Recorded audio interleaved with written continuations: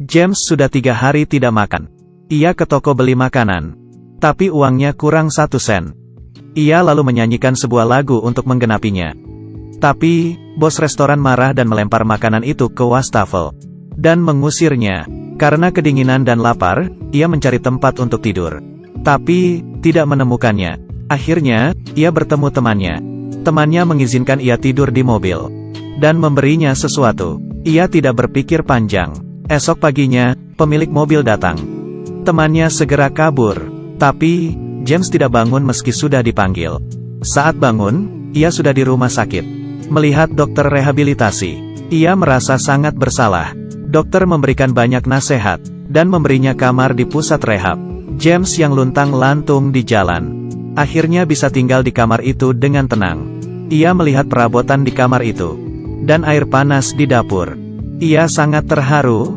Malam pertama di sana, James kedatangan tamu spesial. Seekor kucing masuk ke kamarnya lewat jendela, dan mencuri serealnya. James dengan senang menyambutnya, memberinya makan, bahkan tempat tidur. Ia berencana mencari pemilik kucing esok paginya. Besoknya, James mengelilingi rumah di sekitar sana. Tapi, tidak ada yang kehilangan kucing. James akhirnya melepasnya. Ia mulai mengamen di jalan. Tapi, diusir pemilik toko di belakangnya. Kebetulan ayahnya lewat situ.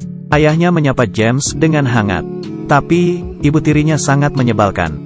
Tak lupa, ayahnya menyelipkan uang. James yang kecewa pulang ke rumah. Si Oren rupanya sudah menunggunya di pintu. Dengan luka di kakinya, James tidak tahu harus bagaimana. Ia mencari tetangganya, Betty. Betty menamai kucing itu, Bob. Betty mengira luka Bob sudah menjadi infeksi, jadi harus segera diobati. Betty menyuruh James membawanya ke dokter hewan. Setelah diobati, Bob harus minum obat. Dokter menyuruhnya ke kasir untuk menebusnya. James mengeluarkan segenggam koin, tapi kasir menatapnya dengan serius. Akhirnya, James memberi uang makannya minggu depan. Sesampainya di rumah, Nia mencoba segala cara supaya Bob menelan obatnya. Bagi seseorang yang belum pernah memelihara binatang, pasti sangat kewalahan dan bingung. Akhirnya, James meminta bantuan Betty. Ternyata Bob adalah kucing jantan. Ia memtuhi Betty dan minum obatnya. Esoknya, James pergi ke jalanan untuk mengamen lagi. Tapi, Bob terus mengikutinya. Bahkan, ikut naik bus. Penumpang di bus memperhatikan Bob. Bob lari ke lantai 2. Dan melompat ke pangkuan James. James dan Bob berjalan beriringan. James mengajari Bob untuk naik ke punggungnya. Bob yang pintar langsung mengerti maksud James. Bob bergelayutan di punggung James dengan santai. Orang-orang mulai memperhatikan mereka. Banyak yang ingin membelai Bob. Keberadaan Bob membuat James mendapat berkali-kali lipat uang dari biasanya. Hari ini, uang yang didapat James bisa untuk makan seminggu. James mengajak Bob tos, dan bersama menikmati hasil hari ini. Tapi, James tak mengira kehadiran Bob akan mengubah hidupnya untuk selamanya. Keberadaan mereka mulai diperhatikan masyarakat sekitar. Bob yang lucu dan menggemaskan membuat siapapun ingin mendekat dan mencubit pipinya yang bulat. Wanita ini ingin foto bersama Bob. Anak-anak juga sangat mengidolakannya. Bob juga mendapat kado Natal pertamanya, yaitu syal biru kecil dari seorang penggemarnya. Bahkan, hubungan Betty dan James mengalami peningkatan. Betty ingin mentraktirnya makan malam. Malamnya, James membelikan Bob makanan kucing di supermarket. Juga bunga untuk Betty. Tapi, di jalan pulang, ia melihat temannya terkapar di tangga. Ia dan Betty segera menyelamatkannya. Tapi, teman James akhirnya meninggal. Hal ini membuat Betty sangat sedih. Karena kakaknya juga seorang pecandu. Dan meninggal overdosis di apartemen ini. Hal ini membuat Betty sangat benci dengan pecandu. James yang juga pecandu memutuskan untuk merahasiakan jati dirinya. Betty mulai menyukai James. Bahkan mereka merayakan Natal bersama. Dan bertukar kado. Betty yang senang memeluk James. Melihat mereka, ekspresiku sama dengan Bob.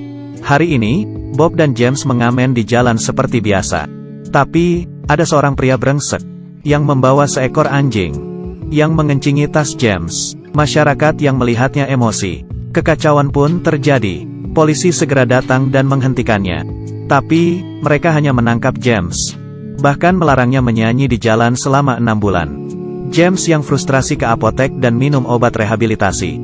Kebetulan, Betty juga di sana. Betty lari keluar. James ingin menjelaskan, tapi Betty sangat kecewa. James yang dilarang mengamen mencari cara untuk bertahan hidup. Ia mencari pekerjaan di kantor majalah.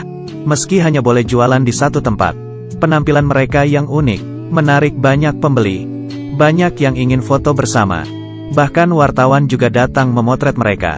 Tapi, hal ini membuat penjual majalah lain iri. Karena James mematikan rejeki mereka. Rekan kerja James mulai mencari masalah. Hari ini, saat menjual majalah, sepasang suami istri minta foto bersama. Mereka menyelipkan uang tip di saku baju James. Lalu mengambil majalah. James dilaporkan oleh rekannya. Selama sebulan, ia dilarang menjual majalah. Sesampainya di rumah, ia menuang semua isi tasnya. Uangnya tidak cukup untuk hidup sebulan.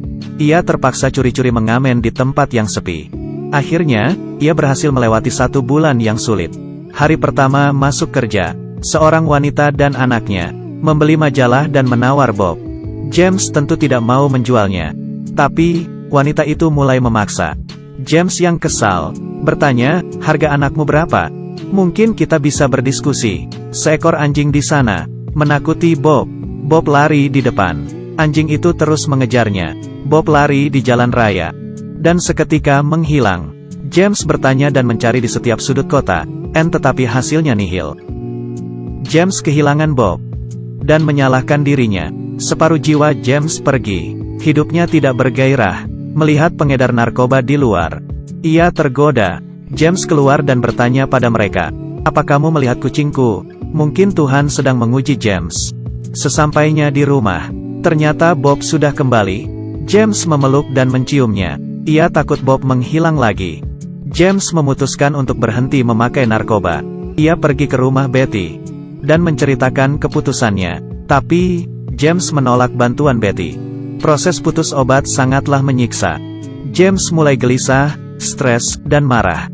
Ia sakau sampai lemas keringatan. Setiap ia tidak kuat, ia melihat Bob yang selalu setia bersamanya. Bob memberinya kekuatan untuk bertahan. Akhirnya, di suatu pagi yang cerah, James bangun. Ia segera mendatangi Betty yang ternyata mau pindah rumah. Betty sangat senang dan memeluknya. "Selamat, kamu berhasil." James ikut senang karena Betty sudah merelakan kematian kakaknya. Betty mau pulang ke rumah orang tuanya. Tapi, perpisahan bukanlah akhir. Betty memberi James Dreamcatcher yang melambangkan kerinduan. Tak lupa, ia menyertakan alamat dan nomor teleponnya. James mendapat tawaran di sebuah perusahaan penerbit. James dan Bob datang ke sana. Ternyata, penerbit itu ingin menulis kisah James dan Bob dalam sebuah novel. Setelah selesai berdiskusi, James pergi ke rumah ayahnya. Ia berkata sudah bersih dari narkoba dan minta maaf ke ayahnya. Ayahnya mengambil dompet dan mengeluarkan foto masa kecil James. Ayahnya berkata, "Kamu selalu ada di hatiku. Aku hanya merasa bersalah, tidak bisa menjadi ayah yang baik untukmu. Yang harusnya minta maaf itu aku." Tiba-tiba, terdengar suara teriakan ibu tirinya. Ayahnya menjawab, "Aku sedang berbicara dengan anakku. Dot dan cucuku." Tak lama, novel James dan Bob diterbitkan. Masyarakat mengantre memenuhi jalan. Betty juga datang dengan penampilan terbaiknya. James mengenali beberapa pembeli novelnya. Ia berterima kasih kepada mereka. Setiap orang punya kesempatan kedua untuk memulai. Tapi, tidak semuanya bisa menggenggam kesempatan itu. Aku sangat beruntung, karena memiliki orang-orang yang mendukungku, yang membantuku melalui semuanya. Kamu hidup tidak sendirian, akan ada seekor kucing, seekor anjing, seorang kawan, atau binatang lainnya yang akan membantumu. Pria yang membeli buku ini merupakan James yang asli. Bob di film ini adalah Bob yang asli. Film ini dibuat berdasarkan kisah nyata. Semoga kisah ini bisa menjadi inspirasimu. Terus berusaha untuk hidup yang kamu inginkan. Aku Kaki Minyak, sampai jumpa.